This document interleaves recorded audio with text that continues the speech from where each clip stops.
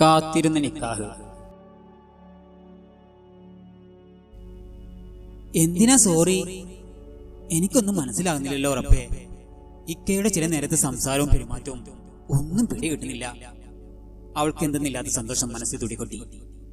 മിനിറ്റുകളാണെങ്കിലും എന്റെ അരികിൽ കുറച്ചു നേരം നിന്നല്ലോ, എന്റെ കൈകളിൽ സ്പർശിച്ചല്ലോ. അറിയാതാണേലും ഈ കണ്ണുകളിലേക്ക് ഇമ വെട്ടാതെ നോക്കിയല്ലോ. എനിക്കത് മതി. ഇനി എത്ര കാലം വേണേലും എന്റെ ഇക്കാക്ക് വേണ്ടി കാത്തിരിക്കാൻ ഞാൻ തയ്യാറാണ്. ഞാൻ ആഗ്രഹിക്കുന്ന രൂപത്തിൽ നല്ലൊരു ഭർത്താവായി ഇക്ക എന്നെ അരികിൽ വരും. അവൾ സ്വയം ആശ്വാസവചനങ്ങൾ മനസ്സിനെ തണുപ്പിച്ചുകൊണ്ട് റൂമിൽ നിന്നും അവന് പുറകെ അവൻ ഇറങ്ങി. എടി ആമിനോ, നാളെ 4 മണിക്കല്ലേ സുബൈർ ഇറങ്ങുന്നത്? നമുക്ക് കുറച്ച് നേരത്തെ പോവണം. അവന് പോകുമ്പോ നമ്മുടെ വക എന്തെങ്കിലും കൊടുത്തു വിടണ്ടേ? സാധനങ്ങൾ അധികം ഒന്നും കൊണ്ടുപോകുന്നില്ലെന്ന് മോള് പറഞ്ഞിരുന്നു. എന്നാലും അവന് ഇഷ്ടപ്പെട്ട ഉന്നക്കായ കുറച്ചുണ്ടാക്കാം. നിങ്ങൾ കിടന്നോളി, നേരം കുറെ ആയല്ലോ. എന്റെ ആമിന, നിനക്ക് ഉറക്കം വന്നിട്ടുണ്ടാവും അല്ലേ? നീ പണ്ടേ അങ്ങനെ തന്നെ, പായ്ത്തല കാണുമ്പോൾക്ക്.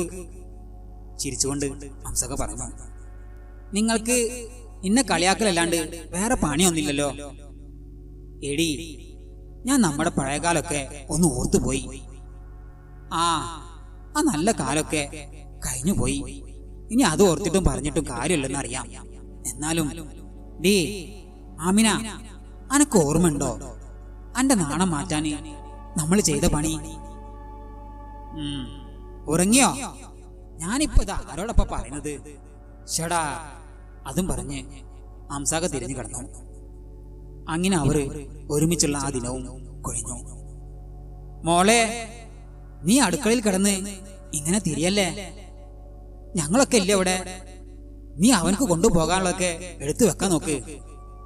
സുബൈറിനെ പോയി സഹായിക്ക്. ചെല്ല്. സീനുമ്മ അവളെ അവന്റെ അരികിലേക്ക് ചെല്ലാൻ നിർബന്ധിച്ചു കൊണ്ടിരുന്നു. അതിന് ഇക്ക ഇവിടെ ഇല്ലല്ലോ ഉമ്മ. യാത്ര പറയാൻ ഇറങ്ങിയതല്ലേ? ശരി, മോള് ചെന്ന് എടുത്തു വെക്ക്. അവൻ വന്നോളും.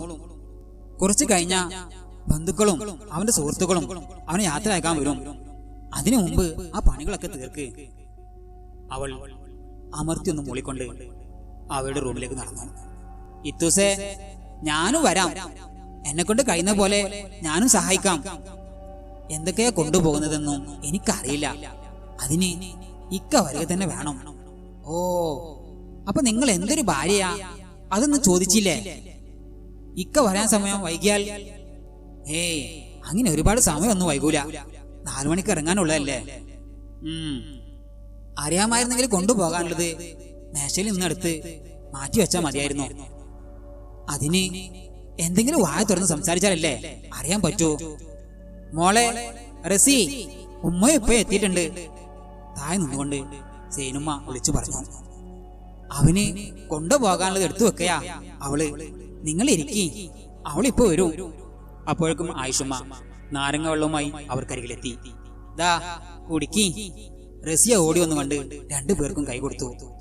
മോളെ, സുഖാണോ? അതേലോ. അവൾ ആ നെഞ്ചിലേക്ക് ചാഞ്ഞുകൊണ്ട് ഉപ്പയെ കെട്ടിപ്പിടിച്ചു. അവളെ സ്നേഹത്തോടെ ചേർത്ത് പിടിച്ച് അവളെ നെറ്റിയിൽ ചുംബിച്ചു. മോളുടെ മുഖം എന്താ വെല്ലാണ്ടിരിക്കുന്നത്? പനിയുടെ ക്ഷീണം ഇപ്പോഴും വിട്ടുമാറിയില്ലേ? അത് മാറിയല്ലോ, ഇപ്പൊ കുഴപ്പമൊന്നുമില്ല. ഉപ്പാക്ക് വെറുതെ ഓരോന്ന് തോന്നുന്നതാ. സലാം പറഞ്ഞുകൊണ്ട് സുബൈർ അവരുടെ ഇടയിലേക്ക് കടന്നു വന്നു.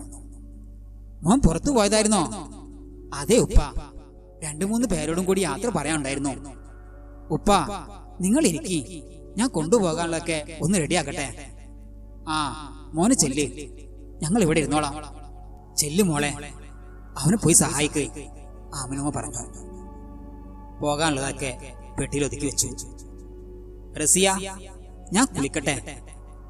ഇനി എന്തെങ്കിലും ഉണ്ടോ എന്ന് നോക്ക്. അവൻ തോർത്തുമെടുത്ത് ബാത്റൂമിലേക്ക് കടന്നു. നോക്കാക്ക. ബാത്റൂമിലേക്ക് കടന്ന് ടാപ്പ് തുറന്നു വെച്ചുകൊണ്ടവൻ കണ്ണീർ ഒഴുക്കിക്കൊണ്ടിരുന്നു. റബ്ബേ, അവളെ ചേർത്ത് പിടിച്ച് ആ നെറുകയിലൊന്ന് മുത്തണമെന്നുണ്ട് എനിക്ക്. പക്ഷേ എന്റെ മുംതാസിന്റെ ഓർമ്മകൾ എന്നെ വിട്ടുപോകുന്നില്ലല്ലോ. അവളുടെ മുഖം ഇങ്ങനെ തെളിഞ്ഞു നിൽക്കുമ്പോ എങ്ങനെയാ എനിക്ക് ഇവളെ മനസ്സ് തുറന്ന് സ്നേഹിക്കാൻ കഴിയുക? എന്റെ കൂടെ നിന്നാൽ പാവത്തിന് കണ്ണീര് മാത്രമേ ഉണ്ടാവൂ. അവൾക്ക് ചേർന്ന ഒരു ഭർത്താവേ അല്ല ഞാൻ. അവളെ പോലെ നല്ലൊരു ഭാര്യയെ കെട്ടാനുള്ള യോഗ്യതൊന്നും എനിക്കില്ല. അവൾ വേറെ വിവാഹം കഴിക്കണം, എന്നിൽ നിന്ന് രക്ഷപ്പെടണം. ഞാൻ വേണ്ട.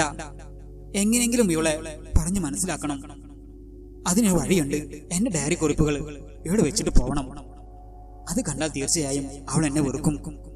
അവൾ ഇവിടെ വിട്ടു പോകും. ഞാൻ പറയാതെ തന്നെ അവൾ കാര്യങ്ങൾ മനസ്സിലാക്കുകയും ചെയ്യും. റബ്ബേ, അവൾ നല്ലതിന് വേണ്ടിയാണ് ഞാൻ ഇങ്ങനെയൊക്കെ ചെയ്യുന്നത്. എന്നോട് പൊറുക്കണേ. ഇക്ക, ഇക്ക, എത്ര നേരമായി ബാത്റൂമിൽ കയറിയിട്ട്? എന്തൊരു കുളിയായത്! താഴെ എല്ലാരും അന്വേഷിക്കുന്നുണ്ട്. ഒന്ന് വേഗം ഇറങ്ങി വാ. നീ അങ്ങോട്ട് പൊക്കോ, ഞാൻ വരാം. അവൾ താഴെ അവരടുത്തേക്ക് പോവാതെ റൂമിൽ തന്നെ നിന്നു. അവളുടെ മനസ്സ് വഴി തെറ്റിയ പറവയെ പോലെ അലഞ്ഞു നടന്നു. മുഖത്ത് കാർമേഘം വന്ന് മൂടാൻ തുടങ്ങി. എടാ സുബൈറെ, വാതിൽ തുറക്ക്. അവരുടെ വിളി കേട്ടുകൊണ്ടാണ് അവൾ ചിന്തയിൽ നിന്ന് ഉണർന്നത്. ഡാ സുബൈർ. റസിയ ബെഡിൽ നിന്ന് എണീറ്റ് പോയി വാതിൽ തുറന്നു. സുബൈറിന്റെ കൂട്ടുകാരായിരുന്നു അത്. എവിടെ സുബൈർ? ഇക്ക കുളിക്ക, ഇപ്പൊ വരൂട്ടോ. അതും പറഞ്ഞുകൊണ്ടവൾ അവിടെ നിന്നും പുറത്തിറങ്ങി. സുബൈർ കുളി കഴിഞ്ഞ് ഇറങ്ങി. ആഹാ, നിങ്ങളൊക്കെ എപ്പോ വന്നോ? ദേ നേരെ കയറി വരുന്ന വരവാ. എടാ, ഇപ്പൊ ഇവിടെ നിന്നും ഇറങ്ങിപ്പോയവള് അല്ല നിന്റെ റസിയ? അതെ, അത് തന്നെയാണ്. ഇത്രയും നല്ല മൊഞ്ചത്തി കുട്ടിയെ കിട്ടിയിട്ടാണോ ആ മാങ്ങാത്തോലി മുന്താസിനെ മനസ്സിൽ കൊണ്ട് നടക്കുന്നത്? നിനക്ക് വേണ്ടലും മോയി ചെല്ലി വിട്, ഞാൻ കിട്ടിക്കോളാം അവളെ. നിന്നെ പോലെ അല്ല, പൊന്നുപോലെ നോക്കാൻ അറിയാം. കൂട്ടുകാരന്മാർ ഓരോരുത്തരായി അവനെ ചൂടാക്കിക്കൊണ്ടിരുന്നു. ഡാ, എന്തൊക്കെയാ നിങ്ങൾ വിളിച്ചു പറയുന്നത്? മിണ്ടാതെ നിന്നോണം അവിടെ. അവരങ്ങോട്ടും ഇങ്ങോട്ടും പറഞ്ഞുകൊണ്ട് വീണ്ടും മടിയായി. റസിയ അവർക്കുള്ള ജ്യൂസുമായി റൂമിലോട്ട് വന്നു. അവളെ കണ്ടതും അവർ മിണ്ടാതെ നിന്നു. എടി കൊച്ചേ, ഞങ്ങളൊക്കെ അറിയുമോ നിനക്ക്? ഇല്ലെന്ന് അവൾ തലയാട്ടി. ഇവന് ഞങ്ങളെ കുറിച്ചൊന്നും പറഞ്ഞില്ലടി. അവളൊന്നും മിണ്ടാതെ സുബൈറിന്റെ അരികിലോട്ട് മാറി നിന്നു. ദാ ആ നിൽക്കുന്നവനാണ് ജലീല്, ഇപ്പുറത്തുള്ളത് ജസീം, ഇവന് മുജീബ്, അവന് സലീം. ഓ, അവള് എല്ലാവരെയും നോക്കിക്കൊണ്ട് പുഞ്ചിരിച്ചുകൊണ്ട് ഗ്ലാസും വാങ്ങി പുറത്തേക്ക് ഇറങ്ങി. അവരൊന്ന് റൂമിൽ നിന്ന് ഇറങ്ങിയിട്ടുണ്ടെങ്കിൽ എനിക്കെന്റെ ഇക്കയൊന്ന് അണഞ്ഞു പിടിക്കണമെന്നുണ്ട്. മനസ്സിന്റെ ഒരു ആശ്വാസത്തിന് വേണ്ടി അവൾക്ക് വല്ലാത്ത വീർമുട്ടൽ അനുഭവപ്പെട്ടു. അവൻ പോകാനായി വേഷക്ക് മാറി. അവൾ വെളിയിൽ നിന്ന് അകത്തേക്ക് തലയെത്തിച്ച് നോക്കിയതും സുബൈർ അവളെ കണ്ടു. ഡാ, നിങ്ങൾ താഴോട്ട് ചെല്ല്, ഞാൻ അവളോടൊന്ന് യാത്ര പറയട്ടെ. അവരെല്ലാവരും അവനെ നോക്കി തലയാട്ടിക്കൊണ്ട് റൂമിൽ നിന്ന് പുറത്തേക്ക് ഇറങ്ങി. അവരിറങ്ങിയതും അവൾ റൂമിലിട്ട് കയറി. റസിയ, ഞാൻ ഇനി ഇവിടെ അധികം നിൽക്കുന്നില്ല. ഞാൻ ഇറങ്ങി. നിന്റെ പ്രാർത്ഥന എപ്പോഴും എന്റെ കൂടെ വേണം. കണ്ണുകളിലേക്ക് നോക്കാതെ പറഞ്ഞൊപ്പിച്ചുകൊണ്ട് സലാം പറഞ്ഞവൻ താഴേക്ക് സ്റ്റെപ്പുകൾ ഇറങ്ങി. അവളുടെ ഹൃദയം ആർത്ത് കരയാൻ തുടങ്ങി. എന്നൊന്ന് ചേർത്ത് പിടിച്ച് യാത്ര പറഞ്ഞിരുന്നെങ്കിൽ ഈ മനസ്സിലുള്ള വിഷമങ്ങളൊക്കെ ആ നെഞ്ചിൽ വീണ് ഒഴുക്കി കളയാമായിരുന്നു. ഇതിപ്പോ അവിടെ കിടന്ന് വീർപ്പുമുട്ടുകയാണല്ലോ റബ്ബേ. ഞാൻ ഇനി എങ്ങനെ സ്വപ്നം കാണും? ആരെ കാത്തിരിക്കണം? അവൾ ബെഡിലേക്ക് വീണ് പൊട്ടിക്കരഞ്ഞു. അവളുടെ ഹൃദയം ആർത്ത് കരയാൻ തുടങ്ങി. എന്നൊന്ന് ചേർത്ത് പിടിച്ച് യാത്ര പറഞ്ഞിരുന്നെങ്കിൽ ഈ മനസ്സിലുള്ള വിഷമങ്ങളൊക്കെ ആ നെഞ്ചിൽ വീണ് ഒഴുക്കി കളയാമായിരുന്നു. ഇതിപ്പോ ഇവിടെ കിടന്ന് ശ്വാസം മുട്ടുകയാണല്ലോ റബ്ബേ. താഴെ എത്തിയതിനു ശേഷം ഓരോരുത്തരുടായി അവൻ യാത്ര പറഞ്ഞ് ഉള്ളിലെ നൊമ്പരങ്ങൾ ഒതുക്കി ചുണ്ടിൽ പുഞ്ചിരി വിരിച്ചുകൊണ്ട് എല്ലാവരും അവനെ യാത്രയാക്കി. സൈനുമ്മ ഷാളിന്റെ അറ്റം കൊണ്ട് മുഖംപൊത്തി ഉമ്മറത്തെ വാതിലിൽ ചാരി നിന്ന് തേങ്ങി. കോയഹാജി നിറഞ്ഞു വന്ന കണ്ണുകൾ തോർത്തെടുത്ത് ഒപ്പിക്കൊണ്ട് ഉമ്മറത്തെ കസേരയിലിരുന്നു. ആമിനുമ്മയും ഹംസക്കയും മുഖത്തോട് മുഖം നോക്കി കണ്ണീർ വാർത്തു. താമസിയാതെ അവളുടെ ഉപ്പയും ഉമ്മയും അവരുടെ വീട്ടിലേക്ക് പോകാൻ ഇറങ്ങി. മോളെ, ഞങ്ങൾ ഇന്ന് അങ്ങോട്ട്. ഉപ്പ യാത്ര പറഞ്ഞതും അവൾ ഉപ്പയുടെ നെഞ്ചിലേക്ക് വീണ് പൊട്ടിക്കരഞ്ഞു. എന്താ മോളെ ഇത്? കൊച്ചു കുട്ടികളെ പോലെ അവളുടെ തലമുടിയിൽ തലോടിക്കൊണ്ട് ഹംസക്ക് ചോദിച്ചു. കാര്യങ്ങൾ ഉൾക്കൊള്ളാനും മനസ്സിലാക്കാനുമുള്ള പ്രായവും പക്വതയും ആയില്ല നിനക്ക്? ആമിനത്തെയും സൈനുമ്മയും അവളെ നോക്കി കണ്ണീർ പൊഴിച്ചു. ഉപ്പ അവളെ ആശ്വാസ വാക്കുകളാൽ തലയോടി. പിന്നീട് യാത്ര പറഞ്ഞ് അവരും ഇറങ്ങി. എയർപോർട്ടിൽ എത്തുവോളം അവന്റെ മനസ്സിൽ അവളുടെ വാടിയ മുഖം തെളിഞ്ഞു നിന്നു. വർണ്ണങ്ങളില്ലാതെ കടന്നുപോയ ദിനങ്ങൾ ഓർത്തവൻ കണ്ണീർ പോയിച്ചുകൊണ്ടിരുന്നു. സമയം രാത്രി 12 കഴിഞ്ഞു. റസിയ ഉറങ്ങാതെ സുബൈറിന്റെ തലയിണ മലയിൽ വെച്ചിരുന്നു. ഇടയ്ക്ക് അവയെ കെട്ടിപ്പിടിക്കുകയും പരിഭവം പറയുകയും ഉമ്മ വെക്കുകയും കരയുകയും ഒക്കെ ചെയ്തുകൊണ്ട് ആ രാത്രി ഉറങ്ങാതെ അവൾ തള്ളി നീക്കി. നേർന്നൊരു പിടി ഓർമ്മകളുമായി അവൻ അടുത്തില്ലാത്ത ആദ്യത്തെ പുലരി വിരിഞ്ഞു. മോളെ, ഇന്നലെ ഉറങ്ങിയില്ല നീ? മുഖമാകെ ആകെ ചീർത്തിരിക്കുന്നല്ലോ. ഉറങ്ങിയല്ലോ, തലവേദന ഉണ്ട്, അതാ ഉമ്മ. മോളെ, സുബൈർ എത്തിയെന്ന് പറഞ്ഞ് വിളിച്ചിരുന്നു. അവനൊന്ന് ഉറങ്ങി എണീറ്റ് മോൾക്ക് വിളിക്കാമെന്ന് പറഞ്ഞിട്ടുണ്ട്. ആണോ? അൽഹംദുലില്ലാ. ചുണ്ടിൽ തെളിച്ചമില്ലാത്തൊരു പുഞ്ചിരി വിരിച്ചുകൊണ്ട് അടുക്കള വഴി മുറ്റത്തേക്ക് ഇറങ്ങി. ചൂലെടുത്ത് മുറ്റം തൂത്ത് വരാൻ തുടങ്ങി. ഇത്ത തലവേദനയാണെന്ന് പറഞ്ഞിട്ട് ഇങ്ങ് തായോ, ഞാൻ അടിക്കാം. വേണ്ട നസി, കോളേജ് ഉള്ളതല്ലേ, നീ പോകാൻ നോക്ക്. പുതുതായി കിളിർത്തു വന്ന പുല്ലുകൾ പറിച്ച് വീടിന്റെ ചുറ്റുമുള്ള മുറ്റമൊക്കെ അടിച്ചു. ചൂലൊരു ഭാഗത്ത് വെച്ച് അവൾ, മോളെ, അവിടെയൊക്കെ അത്ര മതി, നീ ഇങ്ങ് കയറി പോര്. കോയ ഹാജി പേപ്പർ വായിക്കുന്നതിനിടെ വിളിച്ചു പറഞ്ഞു. അപ്പോഴേക്കും മീൻകാരൻ റസാഖ് വന്നു. സൈനോ, മീൻ വണ്ടി വന്നിട്ടുണ്ട്, എന്താ വേണ്ടതെന്ന് വെച്ചാല് പോയി വാങ്ങിയിട്ട് പോര്. എന്താ റസാഖെ മീനുള്ളത്? മീനൊക്കെ പലതരം ഉണ്ട്, ഇങ്ങോട്ട് ഇറങ്ങി വന്ന് നോക്കി. ഒരു പാത്രവും എടുത്ത് സൈനുത്ത മീൻ വണ്ടി കരികിലോട്ട് നടന്നു. ഡാ, ഞങ്ങൾ പാവങ്ങൾക്ക് പറ്റിയ മീൻ ഏതാ ഉള്ളത്? ആദ്യത്തെ വീട്ടിലെ ജമീല ചോദിച്ചു. നല്ല മീൻ നോക്കിയിട്ട് അങ്ങോട്ട് വാങ്ങു പെണ്ണേ. എടി സൈനോ, നിന്നെ പോലെ പൈസ വേണ്ട ഞങ്ങൾക്ക്. പിന്നെ പോടി, പുതിയാപ്പിള ഗൾഫിലോട്ട് പോയിട്ടും നിന്റെ പിശിക്കിന് ഒരു കുറവില്ലട്ടോ. എടി, നിന്റെ മരോളല്ല നിൽക്കുന്നത്. അതെ, കുറച്ചുകൂടി തടി വേണമായിരുന്നു അല്ലേ? ഇതിപ്പോ കണ്ടാല് അവന് ചേരാത്ത പോലെ. എന്റെ പാത്തുവോ, ഒരു ചേരായികോ ഇല്ല. നിങ്ങളായിട്ട് മാറ്റി എഴുതാഞ്ഞാ മതി. അല്ലടി, നിന്റെ മരുകളെ പോലെ ഭരിക്കുന്ന കൂട്ടത്തിലല്ലല്ലോ. പണിയൊക്കെ നേരമാണെന്ന് അറിയോ? പണി അറിയില്ലെങ്കിൽ ഞങ്ങൾ അങ്ങ് ക്ഷമിച്ചു. നിങ്ങൾക്ക് നിങ്ങളെ പണി നോക്കി പോവാൻ നല്ലത്. നേരം വെളുക്കാൻ ഇടയില്ലാതെ വന്ന് നിന്നോളും മറ്റുള്ളവരെ കാര്യം ചൂന്ന് അന്വേഷിക്കാന്. ഡേ സൈനോ, ഇന്ന് 3 ഉച്ചക്ക് കൂട്ടാൻ ഇറച്ചിയാണോ? നേരെ കുറെ ആയല്ലോ അങ്ങ് പങ്കുവെച്ച് കഴിക്കാൻ തുടങ്ങിയിട്ട്. കോയ ഹാജി അത് വിളിച്ചു പറഞ്ഞതും സൈനത്തെ വേഗം മീൻ കൊണ്ട് അകത്തേക്ക് കടന്നു. 2 ദിവസത്തിന് ശേഷം റസിയയെ ഉപ്പ് വന്ന് അങ്ങോട്ട് കൂട്ടിക്കൊണ്ടുപോയി. ദിനങ്ങൾ ഓരോന്നായി കൊഴിഞ്ഞു പോയിക്കൊണ്ടിരിക്കുന്നു. ദുബൈറിന്റെ വിവരങ്ങളൊന്നും ഇല്ലാതെ അവൾ വിഷമിച്ചു. എത്തിയെന്നും പറഞ്ഞു വിളിച്ചതാ, പിന്നെ വിവരമൊന്നുമില്ല. അവളുടെ ആകെ ഉണ്ടായിരുന്ന പ്രതീക്ഷയും നഷ്ടപ്പെട്ടു. ആരോടും ഒന്നും മിണ്ടാതെ റൂമിന് പുറത്തിറങ്ങാതെ നീറുന്ന മനസ്സുമായി അവൾ ആ മുറിയിൽ തന്നെ ഒതുങ്ങിക്കൂടി. എന്താ ഉമ്മയുടെ കുട്ടിക്ക് പറ്റിയത്? എന്താണേലും ഉമ്മാനോട് പറ. എനിക്കൊന്നുമില്ല ഉമ്മ. എന്റെ മോൾ ഉമ്മാനോട് കള്ളം പറയണ്ട. ഈ മുഖം കണ്ടാല് എനിക്കറിയാം. അത് എനിക്ക് നല്ല തലവേദന ഉണ്ട് ഉമ്മ, അതാ, അല്ലാതെ വേറൊന്നുമല്ല. മോളെ, നീയും സുബൈറും തമ്മിൽ എന്തിനു പ്രശ്നമുണ്ടോ? ഇല്ല ഉമ്മ, നിങ്ങൾക്ക് വെറുതെ ഓരോന്ന് തോന്നുന്നതാ. ഇക്ക ഇന്നലെയും കൂടി വിളിച്ചതാണല്ലോ. അതിനെല്ലാം ഉത്തരമായി ആമിനും അമർത്തിയോന്നി മൂളിക്കൊണ്ട് അടുക്കള വഴി നസീറയുടെ വീട്ടിലേക്ക് കടന്നു. അവിടെ ചെന്ന് നസീറയോട് വിവരങ്ങളെല്ലാം പറഞ്ഞു. ഉമ്മ വിഷമിക്കാതെ, അങ്ങനെയൊന്നും ഉണ്ടാകില്ല, എല്ലാം ഉമ്മാനെ തോന്നലാവും. അല്ല മോളെ, അവൾക്ക് എന്തോ പറ്റിയിട്ടുണ്ട്. നമ്മുടെ പഴയ റസിയ അല്ല അവള്. കളിയില്ല, ചിരിയില്ല, വർത്താനില്ല. അവൾ റൂമിൽ നിന്ന് തന്നെ പുറത്തിറങ്ങിയിട്ട് എത്ര ദിവസമായി എന്നറിയോ? എന്റെ കുട്ടിയുടെ ഇരുത്തം കണ്ടിട്ട് എനിക്ക് സഹിക്കുന്നില്ല. നീ ചോദിച്ചാൽ അവൾ പറയും, എനിക്ക് ഉറപ്പുണ്ട്. ഉമ്മ വിഷമിക്കാതെ, ഞാനും നിങ്ങളുടെ കൂടെ വരാം. അവളും ആമിനമ്മയുടെ കൂടെ അവളുടെ അടുത്തേക്ക് പോയി. റസിയ, എവിടെ നീ? റൂമിൽ തന്നെ ഇരിപ്പാണോ? വെറുതെ അല്ല ഉമ്മ പറഞ്ഞത്. വന്നേ, എണീറ്റ് വാ. അവള് റസിയയുടെ കൈ ബലമായി പിടിച്ചുകൊണ്ട് വീടിന് വെളിയിലേക്ക് ഇറങ്ങി. വീടാടോ, എന്റെ കൈ വേദനിക്കുന്നോ? ഞാനില്ല നസീ, ഞാനില്ല നസീറ, എനിക്ക് നല്ല തലവേദന. അതൊന്നും പറ്റില്ല, നീ വന്നേ പറ്റൂ. നസീറ അവളെയും കൊണ്ട് തൊടുവിലേക്ക് ഇറങ്ങി. എവിടേക്കാ നസീറ നീ കൈ പിടിച്ച് വലിച്ചുകൊണ്ട് പോകുന്നത്? ഇല്ല, നിന്നെ ഇനി എവിടെ കൊണ്ടുപോകുന്നില്ല. പറ, എന്താ നിന്റെ പ്രശ്നം? എനിക്കൊന്നുമില്ല. നിങ്ങൾക്കൊക്കെ വെറുതെ ഓരോ തോന്നുന്നതാ. ഞങ്ങൾ നിന്നെന്നോ ഇന്നലെയോ കാണാൻ തുടങ്ങിയതല്ല. നിന്റെ മുഖം ഒന്ന് വാടിയാല് ഞങ്ങൾക്ക് അറിയാൻ പറ്റും. സത്യം പറ, നീയും സുബൈറും തമ്മിൽ എന്താ പ്രശ്നം? നീ എന്തൊക്കെയാ ഞങ്ങൾ ഇന്ന് മറക്കുന്നുണ്ടെന്ന് നിന്റെ മുഖം കണ്ടാൽ അറിയാം.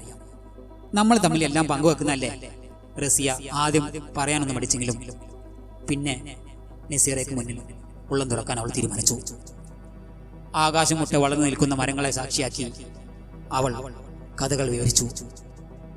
എന്ത് പറയണം, അവൾ എങ്ങനെ ആശ്വസിപ്പിക്കണമെന്നറിയാതെ നസീറ നിറകണ്ണുകളോടെ നോക്കി. കരയല്ലേ റസിയ, എല്ലാം വിധിയാണ്. അതെ, എന്റെ വിധി. ഈ വിധിയെ തോൽപ്പിച്ചുകൊണ്ട് എനിക്ക് മുന്നോട്ട് പോയേ പറ്റൂ. ഇല്ല, നസിയ പറഞ്ഞു, നിന്നെ ഇനി അങ്ങോട്ട് വിടാൻ ഞാൻ സമ്മതിക്കില്ല. നിന്റെ ഉപ്പയോടും ഉമ്മയോടും ഞാനിത് പറയാൻ പോവാ. അവരിതൊരിക്കലും അറിയരുത്. അവരോട് പറയാമായിരുന്നെങ്കിൽ എനിക്ക് എന്നെ പറയാമായിരുന്നു. നീ ഒരിക്കലും അത് അവരോട് പറയില്ല എന്നെനിക്ക് വാക്ക് തരണം. റസിയ, എന്തൊക്കെയാ നീ പറയുന്നത്? നിന്നൊരിക്കൽ പോലും ഭാര്യയായി കാണാത്ത അയാളുടെ വീട്ടിലേക്ക് നീ എന്തിനു പോകണം? അയാളുടെ ഭാര്യ എന്ന വേഷം ആടണം? ഇക്ക എന്നെ മനസ്സിലാക്കും, എന്നെ ഭാര്യയെ അംഗീകരിക്കും, എനിക്കറിയാം. അതിനു വേണ്ടിയാണ് എന്റെ ഈ കാത്തിരിപ്പ്. നിനക്ക് ഭ്രാന്താ പെണ്ണെ. അയാളുടെ കൂടെ അത്രയും ദിവസം നിന്നിട്ട് നിന്റെ മനസ്സൊരിക്കലും പോലും മനസ്സിലാക്കാൻ കഴിയാത്ത അയാൾ നിന്നെ ഇനി എന്ന് മനസ്സിലാക്കുമെന്നാ ഞാൻ പറയാൻ പോവാ. അവരോട് നിന്റെ ഭ്രാന്തിന് കൂട്ടി നിൽക്കാൻ പറ്റില്ല. ഞങ്ങൾക്ക് നിന്റെ ജീവിതമാണ് വലുത്. നസീറ, നിനക്കറിയാലോ, ഉപ്പാക്കൊരു പ്രാവശ്യം മറ്റാക്ക് കഴിഞ്ഞതാ. ഇനി ഒരു വിഷമം താങ്ങാനുള്ള ശേഷി ആ പാവത്തിനില്ല. എന്റെ ജീവിതം എങ്ങനെ ആയാലും അവരുടെ സന്തോഷമാണ് എനിക്ക് വലുത്. ഞാൻ കാരണം ആ പാവങ്ങള് ഇനി വിഷമിക്കരുത്. റസിയ, ശരിക്കും നിന്നോട് എനിക്ക് ദേഷ്യമാ തോന്നുന്നത്. ഞാൻ ഇപ്പോഴും പറയും, നീയും ഒത്തുള്ള ജീവിതത്തോട് താല്പര്യമില്ലാത്ത അയാൾക്ക് വേണ്ടി നീ നിന്റെ ജീവിതം പാഴാക്കി കളയരുത്. അറിയുമ്പോൾ ഉമ്മാക്കും ഉപ്പാക്കും വിഷമം ഉണ്ടാകും, പക്ഷേ പിന്നീടെല്ലാം ശരിയാകും. അവൾ പറയുന്നതെല്ലാം നിശബ്ദതയോടെ അവൾ കേട്ടിരുന്നു. ഈണവും താളവും ഇല്ലാത്ത മൗനത്തിൽ വരികളെ നസീറ അവളുടെ മുഖത്ത് നിന്നും വായിച്ചെടുത്തു. നീ ശരിക്കൊന്ന് ആലോചിക്ക്, എന്നിട്ട് നല്ലൊരു തീരുമാനമെടുക്ക് എന്ന് മൂളിക്കൊണ്ട് റസിയ മൂളിക്കൊണ്ട് അവളെ, എടി, നീ ഇത് ആരോടും പറയില്ലെന്ന് എനിക്ക് വാക്ക് തരണം. അവളെ കയ്യിൽ പിടിച്ച് സത്യം ചെയ്യിച്ചിട്ടാണ് അവൾ അകത്തേക്ക് കയറിപ്പോയത്. നസീറയോട് എല്ലാം തുറന്നു പറഞ്ഞപ്പോൾ മനസ്സിനൊരൽപ്പം ആശ്വാസം കിട്ടിയതുപോലെ തോന്നി അവൾക്ക്. ആരും അറിയരുത് എന്ന് നസീറയോട് നിർബന്ധപൂർവ്വം പറഞ്ഞിട്ടാണ് അവർ പിരിഞ്ഞത്. റസിയ അകത്തേക്ക് കടന്നതും ആമിനയെ ചേർത്ത് പിടിച്ച് ആശ്വസിപ്പിച്ചു നസീറ. ഉമ്മ വിചാരിച്ചതുപോലെ ഒന്നുമില്ല അമ്മ. ആണോ മോളെ? പിന്നെന്താ ഇവളിങ്ങനെ? അതെ, അവൾക്ക് അവൻ പെട്ടെന്ന് ഗൾഫിലേക്ക് പോയ വിഷമമാണ്. ഉമ്മയോട് അങ്ങനെ പറഞ്ഞെങ്കിലും നസീറയുടെ ഹൃദയം തേങ്ങി. അവൾക്ക് വാക്ക് കൊടുത്തു പോയില്ലേ. ഉമ്മ വിഷമിക്കണ്ടട്ടോ, എല്ലാം ശരിയാവും. എന്നാ ഞാനിറങ്ങി. റസിയോട് പറഞ്ഞോളൂട്ടാ. ഹാവൂ, എപ്പോഴാ മനസ്സൊന്ന് തണുത്തത്. ദിവസങ്ങൾ വീണ്ടും കടന്നുപോയിക്കൊണ്ടിരുന്നു. സൈനുത്തെന്ന് അവൾ അങ്ങോട്ട് കൂട്ടി കൊണ്ടുപോകാൻ വരുന്നെന്ന് പറഞ്ഞ് വിളിച്ചിരുന്നു. സൈനുത്തെന്ന് അവൾ അങ്ങോട്ട് കൂട്ടിക്കൊണ്ടുപോകാൻ വരുന്നെന്ന് പറഞ്ഞ് വിളിച്ചിരുന്നു. ആ സമയം മുതൽ അവൾ അസ്വസ്ഥതയാണ്. പോകാൻ മനസ്സുണ്ടായിട്ടല്ല, പോകാതിരുന്നാൽ എല്ലാവരുടെ ചോദ്യത്തിനും ഉത്തരം പറഞ്ഞു മടുക്കും. എല്ലാം എൻ്റെ വിധിയെന്ന് കരുതി പോകുക തന്നെ. ഓരോ കാരണങ്ങൾ പറഞ്ഞുകൊണ്ട് 2 മാസം പിടിച്ചു നിന്നു. ഇനി എന്ത് പറയും? റസിയ സ്വന്തം പറഞ്ഞു. ഹംസക്ക് മുറ്റത്ത് ബാക്കിലോട്ട് കൈയും കെട്ടി അങ്ങോട്ടും ഇങ്ങോട്ടും നടക്കുന്നു. ഇടയ്ക്ക് നെഞ്ചു തടവുന്നുമുണ്ട്. നിങ്ങൾക്ക് എന്താ പറ്റിയത്? സുഖമില്ലായ്മ വല്ലതുണ്ടോ? ഞാൻ ഇത്തിരി കാറ്റ് കൊള്ളുകയാ. വല്ലാത്തൊരു ചൂട് നെഞ്ചിനകത്ത്. നീ നമ്മുടെ മോളെ ശ്രദ്ധിച്ചോ? അവളുടെ മുഖത്തിനൊരു പ്രസന്നതയില്ല. എനിക്കെന്തൊക്കെയോ സംശയങ്ങൾ തോന്നുന്നു. അവൾ നമ്മൾ വിഷമിക്കുമെന്ന് കരുതി മറിച്ച് പിടിക്കുകയാണോ എന്ന്. അങ്ങനെയൊന്നുമില്ല. എന്തേലും ഉണ്ടെങ്കിൽ മോൾ അങ്ങോട്ട് പോവോ? ആമിനത്ത ഹംസകയെ സമാധാനിപ്പിച്ചു. നമുക്ക് നമ്മുടെ മോളുടെ സന്തോഷമാണ് വലുത്. അങ്ങനെ ഒന്ന് അവൾക്ക് അവിടെ കിട്ടുന്നില്ലേ? പിന്നെ എന്തിനാ വീണ്ടും അങ്ങോട്ടേക്ക്? വെറുതെ ഓരോന്ന് ചിന്തിച്ചു കൂട്ടി അസുഖം വരുത്തി വെക്കണ്ട. അവൾക്ക് അവൻ അടുത്തില്ലാത്ത വിഷമമാണ്. അല്ലാത്ത കുഴപ്പങ്ങളൊന്നും ഇല്ലെന്നേ. കുറച്ച് കഴിയുമ്പോ അതങ്ങ് ശരിയായിക്കോളും. എന്റെ കുട്ടി ഒരിക്കലും കണ്ണീർ കുടിക്കാൻ ഇടവരരുത്. എനിക്കത്രയേ ഉള്ളൂ. തോളിൽ നിന്ന് തോർത്തെടുത്ത് നിറഞ്ഞു വന്ന മെയ്നീർ തുടച്ചുകൊണ്ട് ഹംസാക്ക പറഞ്ഞു. ഇതെല്ലാം അകത്തിരുന്ന് റസിയ കേൾക്കുന്നുണ്ടായിരുന്നു. നിറഞ്ഞു വന്ന മിഴികൾ തുടച്ചുകൊണ്ട് അവൾ ഡ്രസ്സുകൾ ഓരോന്നായി മടക്കി വെച്ചു. അരമണിക്കൂറിന് ശേഷം സൈനമ്മ കാറുമായി എത്തി. അവരുടെ ഉപ്പയോടും ഉമ്മയോടും യാത്ര പറഞ്ഞവൾ സൈനമ്മയുടെ കൂടെ സുബൈറിന്റെ വീട്ടിലേക്ക് യാത്രയായി. നേരം ഇരുട്ട് മൂടാൻ തുടങ്ങിയിരുന്നു. സൈനമ്മയും റസിയും വീട്ടിലെത്തി. 2 മാസം നിന്നപ്പോഴേക്കും റൂമിൽ പലരും താമസം തുടങ്ങിയിരുന്നു. ചൂലെടുത്ത് മാറാലയും പുളിയുമെല്ലാം അടിച്ചു വൃത്തിയാക്കി. തറ മൊത്തം തുടച്ച് കട്ടിലിനടിയിലെ സാധനങ്ങൾ ഓരോന്നും എടുത്ത് അവ പൊടി തട്ടി അങ്ങോട്ട് തന്നെ വെച്ചു. പാതി പൊട്ടിപ്പൊളിഞ്ഞ ഒരു പഴയ സൂട്ട്കേസ് പെട്ടി കട്ടിലിനടിയിൽ കണ്ടതും പ്രയാസപ്പെട്ടത് നീക്കി എടുത്തു. പഴയ ബുക്കുകളും പേപ്പേഴ്സും അതിൽ നിന്നും താഴേക്ക് വീണുകൊണ്ടിരുന്നു. എന്തിനാ ഇത്രയും പഴയ പെട്ടി സൂക്ഷിച്ചു വെച്ചിരിക്കുന്നത്? പഴയ ഓർമ്മയ്ക്ക് വല്ലതും എടുത്തു വെച്ചതാവും. എന്തായാലും തുറന്നു നോക്കാം. പുരാവസ്തു വല്ലതും ഇരിപ്പുണ്ടോ ആവോ? വല്ല പാറ്റയെ കുറയോ ചിലപ്പോ പാമ്പോ ഉണ്ടാവും. കണ്ടിട്ട് അങ്ങനെയാ തോന്നുന്നത്. ആകെ കൂടി ഒരു ഒതുക്കമില്ലാതെ വാരി വലിച്ചു വെച്ചിരിക്കുന്നു. ഒരു കാര്യത്തിനും ഒരു അടുക്കവും ചിട്ടയുമില്ല. പെട്ടി തുറന്നതും അവൾ തുമ്മാൻ തുടങ്ങി. അപ്പടി പൊടിയാണല്ലോ. എല്ലാം ഒന്ന് തട്ടിക്കൊട്ടി വെക്കാം. ഓരോന്നും എടുത്ത് പൊടി തട്ടി അടക്കി വെച്ചു. അതിനിടയിൽ നിന്നും സുബൈറിന്റെ ഒരു പഴയ ഡയറി കിട്ടി അവൾക്ക്. കുറച്ച് പഴയ ഡയറി ആണേലും ഇതിൽ പൊടിയൊന്നുമില്ലല്ലോ. ഇക്ക ഇടയ്ക്കെടുത്ത് നോക്കിയിട്ടുണ്ടാവും. എന്നാലും ഇതെങ്ങനെ ഈ പഴയ പെട്ടിക്കുള്ളിൽ വന്നോ എന്ന് സ്വയം പറഞ്ഞ് അവൾ അതിൽ ഓരോ താളുകളും മറിച്ചു നോക്കി. ഒരുപാട് ദിവസത്തെ കാത്തിരിപ്പിന് ശേഷം അവൾ എന്നോട് തിരിച്ചും ഇഷ്ടമറിച്ചു. മനസ്സൊരുപാട് സന്തോഷിച്ച നിമിഷങ്ങൾ. അവൾ വീണ്ടും അടുത്ത പേജ് മറിച്ചു. കോളേജിന്റെ വരാന്തകളിൽ ചിരിച്ചും കളിച്ചും പരസ്പരം പ്രണയം പങ്കുവെച്ചു. ഇന്ന് അവൾ എന്നോട് ഒരുപാട് നേരം സംസാരിച്ചു. അവളുടെ വീട്ടുകാരെ കുറിച്ചും അവളുടെ ഇഷ്ടങ്ങളെ കുറിച്ചും. ഓരോ ദിവസം അവൾ എന്നിൽ നിറഞ്ഞു നിന്നു. എന്റെ ഹൃദയം കവർന്നുകൊണ്ട് എന്റെ എല്ലാമായി അവൾ ഇന്ന് മാറിക്കഴിഞ്ഞു. എന്റെ മുന്തു. അവളുടെ ഭർത്താവില്ലാത്ത സമയം നോക്കി ഞാൻ അവളുടെ അടുത്ത് ചെന്നു. അവൾ ആകെ മാറിയിരിക്കുന്നു. എന്റെ ജീവനായിരുന്ന ആ പഴയ മുന്താസയല്ല. അവൾ പൂർണ്ണമായും നാസറികക്ക് സ്വന്തമായിരിക്കുന്നു. അവളെ ഇനി കാണാൻ വരരുതെന്നും അവളുടെ ജീവിതം തകർക്കരുതെന്നും പറഞ്ഞ് പൊട്ടി കരഞ്ഞു. പിന്നെ ഞാൻ അങ്ങോട്ട് പോയിട്ടില്ല. അവൾ എന്നെ മറന്നെന്ന് കരുതി എനിക്ക് അവളെ മറക്കാൻ പറ്റില്ല. ഇന്നും എന്റെ നെഞ്ചിൽ അവളുണ്ട്. അവളുടെ ഓർമ്മകളുണ്ട്. എനിക്കത് മതി.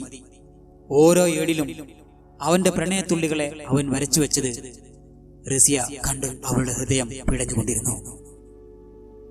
ഓരോ ഏടുകളും അവൾ മിഴിനീരോടെ വായിച്ചു തീർത്തു. അവരുടെ പ്രണയം വളർന്നതും ഏതോ സാഹചര്യത്തിൽ അവർ ഒന്നായതും അവൾ ഗർഭിണിയായതും അവസാനം അവന്റെ കുഞ്ഞിനെ ഒരു മരുന്നിന്റെ ബലത്തിൽ ഇല്ലാതാക്കി അവളുടെ അമ്മായിയുടെ മോനെ വിവാഹം കഴിച്ചവൾ അവനുമൊത്ത് ഗൾഫിലേക്ക് ചേക്കേറിയതടക്കം അവന്റെ ഹൃദയമായിരുന്ന ഡയറി താളുകൾ അവൻ കുത്തി കുറിച്ചു വെച്ചിട്ടുണ്ട്. 3-4 താളുകൾ കൂടി വായിക്കാനുണ്ട്. പക്ഷേ അതും കൂടി വായിക്കാനുള്ള ശേഷി അവൾക്കുണ്ടായിരുന്നില്ല. അവൾ ബെഡിൽ തളർന്നിരുന്നു. റസിയ, റസിയ മോളെ. ഓ, ഉമ്മ വിളിക്കുന്നു. അവൾ ആകെ തളർന്നു പോയതുപോലെ തോന്നി. ശരീരമാകെ ബലം കുറഞ്ഞതുപോലെ. ഉമ്മ താഴെ നിന്ന് വിളിക്കുന്നത് കേട്ടവൾ എണീക്കാൻ ശ്രമിച്ചു. എണീക്കാൻ കഴിയുന്നില്ല. ബെഡിലേക്ക് തന്നെ വീണു പോകുന്നു. പതുക്കെ എണീറ്റ് ബാത്റൂമിൽ കയറി മുഖമൊക്കെ കഴുകി എങ്ങനെയൊക്കോ അവൾ സ്റ്റെപ്പുകൾ ഇറങ്ങി താഴെ എത്തി. നീ എന്തെടുക്കുമായിരുന്നു? ഞാൻ എത്ര വിളിച്ചു? അത് ഉമ്മ, ഞാന്. അവൾക്ക് പറയാൻ വാക്കുകൾ കിട്ടുന്നുണ്ടായിരുന്നില്ല. വാ, ചോറ് കഴിക്കാം. അവൾ മേശക്കരികിൽ വന്നിരുന്നു. കൈകാലുകൾ വിറക്കുന്നുണ്ടായിരുന്നു. ഭക്ഷണം കഴിക്കാൻ കഴിയുന്നില്ല. കഴിക്കുന്ന ഓരോ വറ്റും തൊണ്ടക്കുഴിയിൽ അടഞ്ഞു നിൽക്കുന്നത് പോലെ തോന്നി അവൾക്ക്. മനസ്സ് മുഴുവനും ഡയറിയിലെ വരികളായിരുന്നു. കഴിയുന്ന പോലെ പാത്രങ്ങളെല്ലാം എടുത്തു വെച്ച് ആർക്കും സംശയം തോന്നാത്ത രൂപത്തിൽ അവൾ മുകളിലേക്ക് സ്റ്റെപ്പുകൾ കയറിപ്പോയി. എടി എടി സൈനോ, ഈ മോളെ ശ്രദ്ധിച്ചോ? വന്നത് മുതൽ അവൾക്കൊരു ഉഷാറില്ല. അതെ, എനിക്കും തോന്നി. എന്താണാവോ നമ്മുടെ മോൻ? അവൻ അവൾക്ക് വിളിക്കലുണ്ടോ? ചോദിച്ചോ ഈ അവളോട്? അവൻ വിളിക്കാതിരിക്കോ? ഞാൻ ചോദിച്ചില്ല. പക്ഷേ അവൾക്ക് എന്തൊക്കെ വിഷമങ്ങളുണ്ട്. നിന്റെ മോനല്ലേ, അപ്പോ അതും അതിനപ്പുറം ചെയ്യും. റസിയെ വീണ്ടും ഉള്ളം നീറിക്കൊണ്ട് തന്നെ ഡയറിയിലെ താളുകൾ മറിക്കാൻ തുടങ്ങി. ഗൾഫിലേക്ക് പോകാൻ താല്പര്യമില്ലാത്തവൻ അവളെ കാണാൻ വേണ്ടി ഗൾഫിലേക്ക് പോകാൻ തീരുമാനിച്ചതും അവളെ കാണാൻ ചെന്നതും അവനെ അവൾ ഇറക്കി വിട്ടതും അവന്റെ ജീവിതത്തിലേക്ക് കയറി വരുന്ന റസിയെക്കുറിച്ചും അവളെ ഭാര്യയെ കാണാൻ കഴിയില്ലെന്നും അവനുമായുള്ള ബന്ധം വേർപിരിഞ്ഞ് അവൾ മറ്റൊരു വിവാഹം കഴിക്കാതെ ഈ നാട്ടിലേക്കില്ലെന്നും ആ താളുകൾ എഴുതി ചേർത്തിട്ടാണ് അവൻ ഗൾഫിലേക്ക് തിരിച്ചിട്ടുള്ളത്. എല്ലാം വായിച്ചു കഴിഞ്ഞപ്പോൾ എന്തു ചെയ്യണമെന്നറിയാതെ മനസ്സും ശരീരവും ഒരുപോലെ പിടഞ്ഞു. ഡയറിയിലെ ഓരോ വാക്കുകളും അവളുടെ ഉള്ളം പൊള്ളിച്ചുകൊണ്ടിരുന്നു. എന്റെ റബ്ബേ, ഇക്കയുടെ ജീവിതത്തിൽ ഇങ്ങനെ ഒരു കഥയുള്ളതായി അറിഞ്ഞില്ല. എല്ലാം മറച്ചുകൊണ്ട് ഞങ്ങളെ വഞ്ചിക്കുകയായിരുന്നു എല്ലാവരും കൂടി. ഇക്കയെ ശരിയാക്കിയെടുക്കാനുള്ള ഒരു പരീക്ഷണ വസ്തുവായിട്ടാണ് എല്ലാവരും കൂടി അവരുടെ ഭാര്യയായി എന്നെ കൊണ്ട് ഈ വേഷം കെട്ടിച്ചത്. അല്ലേ, വേണ്ടായിരുന്നു. ഞങ്ങളെല്ലാവരും കൂടി പറ്റിക്കണ്ടായിരുന്നു.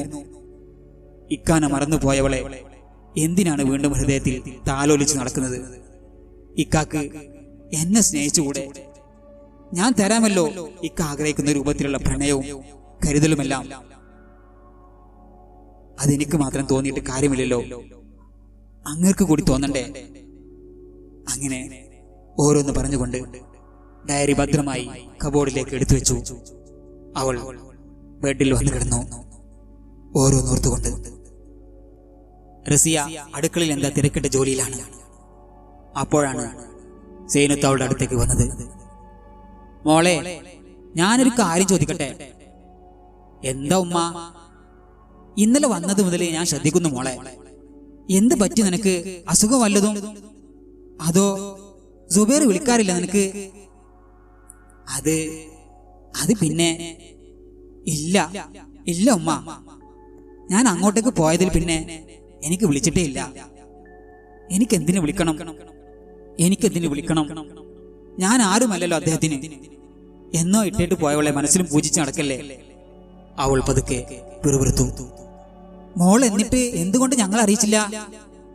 അവനെ അങ്ങനെ വിട്ടാ പറ്റില്ലല്ലോ. ഏയ് ഒന്നും അല്ല ഉമ്മ, നിങ്ങളെ കൂടി വിഷമിപ്പിക്കണ്ടല്ലോ എന്ന് കരുതി. ഓ, അവൻ ഇന്ന് വിളിക്കട്ടെ. 2 എണ്ണം പറയുന്നുണ്ട് അവനോട്. എന്താ അവൻ കരുതിയിരിക്കുന്നത്? ഞങ്ങൾ ജീവിച്ചിരിക്കുമ്പോ മോളെ സങ്കടപ്പെടുത്താൻ അനുവദിക്കില്ല. മോള് വിഷമിക്കണ്ട. അവൻ ചെറുപ്പം മുതലേ അങ്ങനെയാണ്. ചെറുത് മതി അവന്. മോള് വേണം സ്നേഹത്തോടെ കൂടെ നിന്ന് അവന് മാറ്റിയെടുക്കാൻ. അവളുടെ മുടിയിൽ തലോടിക്കൊണ്ട് സൈനത്ത് പറഞ്ഞു. എന്ന് മൂളിക്കൊണ്ട് ഷാള് നേരെയാക്കിക്കൊണ്ട് അവൾ അടുക്കള വാതിലിലൂടെ പുറത്തേക്ക് നോക്കി നിന്നു. കാലചക്രം ആർക്കു വേണ്ടിയും കാത്തു നിന്നില്ല. അത് ദിനങ്ങളായി, ആഴ്ചകളായി, പിന്നെ മാസങ്ങളായി കൊഴിഞ്ഞു പോയിക്കൊണ്ടിരുന്നു. ഉമ്മയുടെ നിർബന്ധപ്രകാരം സുബൈർ ഇടയ്ക്കൊക്കെ റസിയെ വിളിക്കാൻ തുടങ്ങി. 2 വാക്കിലൊതുക്കി വേഗം വെക്കും. അതുപോലെ തുടർന്നു. മനസ്സിലെ വിഷമങ്ങൾ ആരും കാണിക്കാതെ ഉള്ളിന്റെ ഉള്ളിൽ താഴ്ത്തു കൂട്ടി ഒതുക്കി നിർത്തി അവൾ വീണ്ടും കാത്തിരുന്നു അവനക്ക് വേണ്ടി പ്രാർത്ഥനയോടുകൂടി. മോളെ റസി, നീ ഇങ്ങോട്ട് വരുന്നില്ലേ? നസീറ പ്രസവിച്ചിരിക്കുന്നു. ഞാൻ നോക്കട്ടെ ഉമ്മ. അത് പറ്റില്ല, മോള് വാ. ഓരോരോ കാരണങ്ങൾ പറഞ്ഞ് അവളുടെ വിവാഹത്തിന് നീ വന്നില്ല. അതിന്റെ പരിഭവം ഇപ്പോഴുണ്ട് അവൾക്ക്. അത് കവിട് വരുമ്പോ അവളെ പറഞ്ഞ് ഞാൻ മനസ്സിലാക്കാം. ആ പിന്നെ കരീം വരുന്നുണ്ട് കേട്ടോ അടുത്ത ആഴ്ച. നോക്കട്ടെ ഉമ്മ. എന്നാ ശരി മോളെ, ഉമ്മ വിളിക്കണ്ട്. ശരി ഉമ്മ. എന്താ റബ്ബേ ഈ കുട്ടിക്ക് പറ്റിയത്? കരീം വരുന്നുണ്ടെന്നറിഞ്ഞാൽ സന്തോഷത്തോടെ തുള്ളിച്ചാടാറുള്ള കുട്ടിയാ. ഇനിയിപ്പോ ഉപ്പ പറയാനുള്ളതുപോലെ അവിടെ എന്റെ കുട്ടിക്ക് വല്ല പ്രശ്നം ഉണ്ടോ ആവോ? ഈ സമയം നസിയ റസിയയോട്, ഇത്തൂസേ, എന്താണ് പഴയ ചിരിയും കളിയൊന്നുമില്ലാത്ത? എപ്പോഴും ചിന്തയും മൗനവുമാണല്ലോ. അതെ, അവരാണിപ്പോ എനിക്ക് കൂട്ട്. ഇപ്പോൾ ഞാൻ ഏറ്റവും കൂടുതൽ ഇഷ്ടപ്പെടുന്നതും അവരെയാണ്. എന്തൊക്കെ ഈ പറയുന്നത്? അപ്പൊ ഞാനൊന്നും കൂട്ടല്ലേ? എന്നോട് ഇഷ്ടമൊന്നും തോന്നില്ലേ? നസിയ പരിഭവം പങ്കുവച്ചു. മറുത്തൊന്നും പറയാതെ അവളോട് നേരിയ ഒരു പുഞ്ചിരി നീട്ടിക്കൊണ്ട് അവൾ റൂമിലേക്ക് നടന്നു. നസിയ അവൾ പോകുന്നത് നോക്കി നിന്നു, ഒന്നും മനസ്സിലാവാതെ. റസിയയുടെ ആങ്ങള കരീം വരുന്നതിന്റെ തലേ ദിവസം അംസാക്ക് വന്ന് അവൾ വീട്ടിലേക്ക് കൂട്ടിക്കൊണ്ടുപോയി. വീട്ടിൽ വന്ന് കയറിയതും ആമിനാത്ത അവളെ നിർബന്ധിച്ചു കൊണ്ടിരുന്നു. മോളെ റസി, ഉടുപ്പൊക്കെ മാറുന്നതിന് മുമ്പ് അവളുടെ കുട്ടിയെ കണ്ടു പോരെ? ഞാൻ നാളെയോ മറ്റന്നാളോ പൊക്കോളാം. ഇന്ന് എനിക്ക് വയ്യ. പിന്നെ നീ പോവില്ല, എനിക്കറിയാം. അവൾ വന്ന് കയറിയിട്ടല്ലേ ഉള്ളൂ, അവള് പൊക്കോളും. നസീറയും കുട്ടിയും എവിടേക്കും പോകുന്നില്ലല്ലോ, അവിടെ തന്നെ ഉണ്ടാകും. അല്ല മോളെ? അതെ ഉപ്പ. അവൾ ബാത്റൂമിൽ കയറി ഫ്രഷായി വേഷമൊക്കെ മാറിയതിനു ശേഷം നസീറയുടെ അടുത്തേക്ക് നടന്നു. തിന്നും കുടിച്ചും സുഖിച്ച് കിടക്കുകയാണല്ലേ? പിന്നെ ഭയങ്കര സുഖം. നീ പറ, എന്തൊക്കെ നിന്റെ വിശേഷങ്ങള്?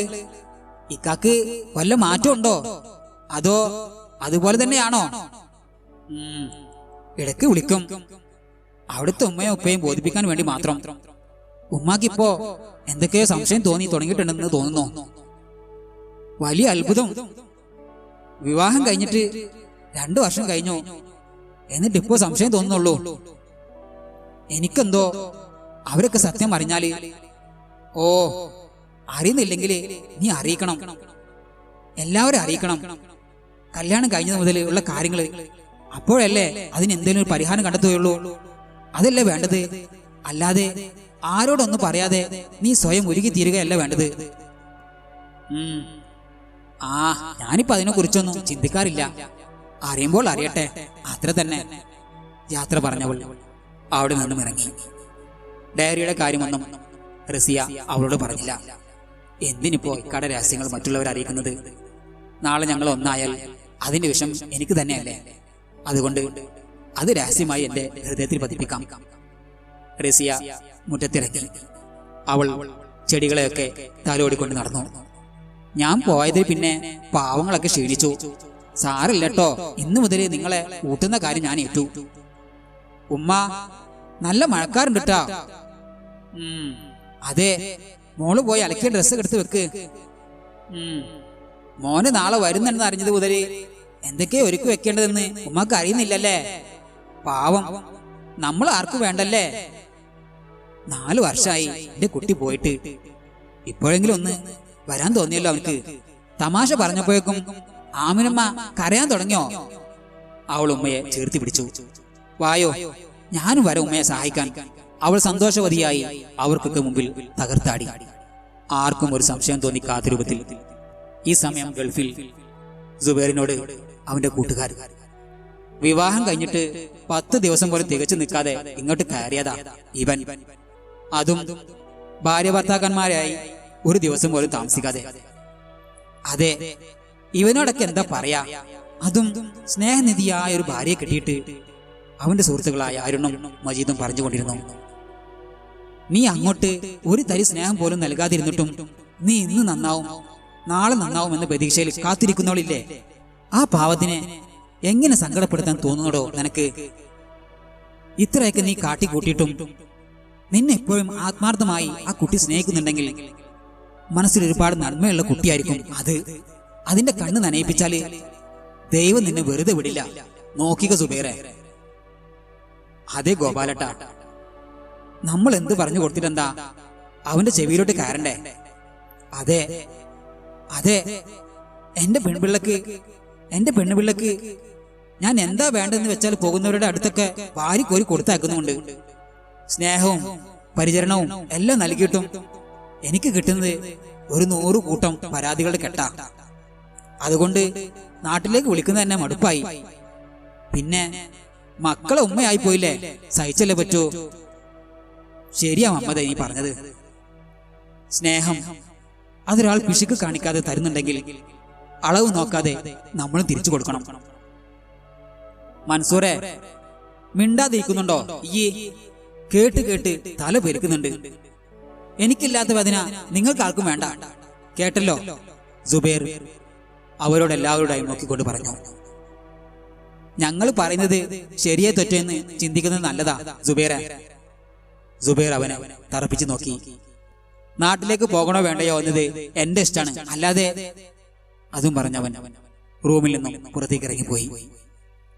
അവൻ ദേഷ്യം കാണിക്കട്ടെ, പറഞ്ഞു പറഞ്ഞ് വെറുപ്പ് കാറ്റിയാലും അവന് നാട്ടിലേക്ക് പറഞ്ഞു വിട്ടേ പറ്റൂ.